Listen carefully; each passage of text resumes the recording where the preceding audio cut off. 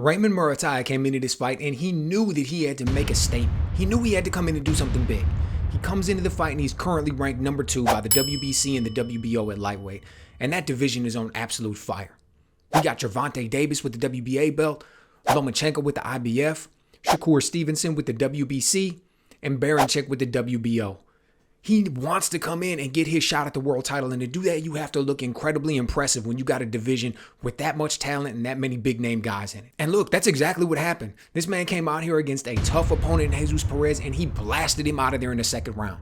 I mean, let's make no mistake about it. This dude had some losses on his record, but nobody had ever treated him that way before. Nobody had ever went in there and put on the absolute dominating performance that we saw Muratalla do, right? And let's remember, this dude was in there with Brian Norman Jr., a man who currently holds a world title at 147 pounds. So what Muratalla was able to go in there and do was impressive. And you may think, hey, a guy's ranked number 2 by 2 of the organizations.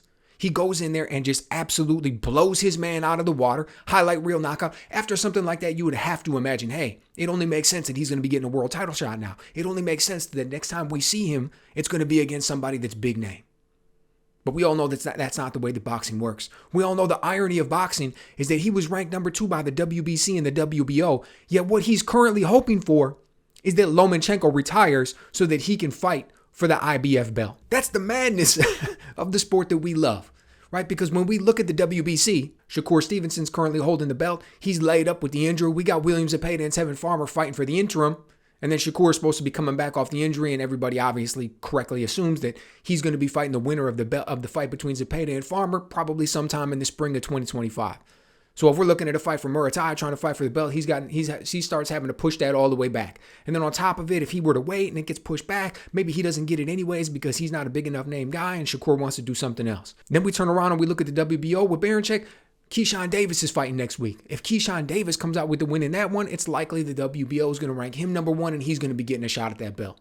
Gervonta Davis, I mean, look, everybody assumes that he's going to be fighting Laurent Roach, even though that fight was originally scheduled for December. Looks like it's getting pushed back to January. But either way, all these dudes are tied up. So now we've got a man, like I said, ranked number 2 by 2 of the organizations, comes in there, puts on an explosive, dominating, entertaining type performance, and he's hoping that Lomachenko retires.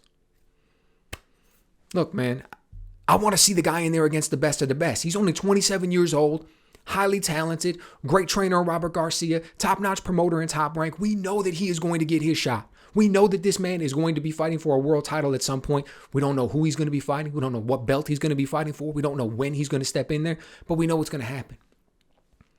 I'm looking forward to it. The man's going to look good when he does it. Muratalla knows how to fight. He goes in there. He gets the job done. He wants to be aggressive. He wants to show his skills. He's still constantly improving. That's the type of guy that we want to see. That's the type of guy that we want to see everybody fight.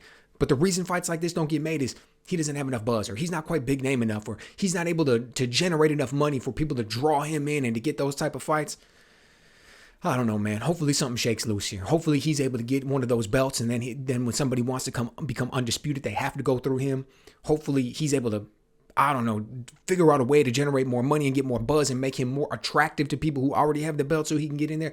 I just know that as a fan, the man's highly talented. I want to see him get in there and fight against other highly talented people in his division. So let me know what you guys think. When he does get that title shot, who's it going to be against? When do you think it could possibly be? And what do you think about that performance last night? Were you surprised by it? Did you really think that he was going to be able to go out there and put on that big, that impressive a performance against a guy who had never been stopped before but had fought some name brand people? Let me know what you guys think.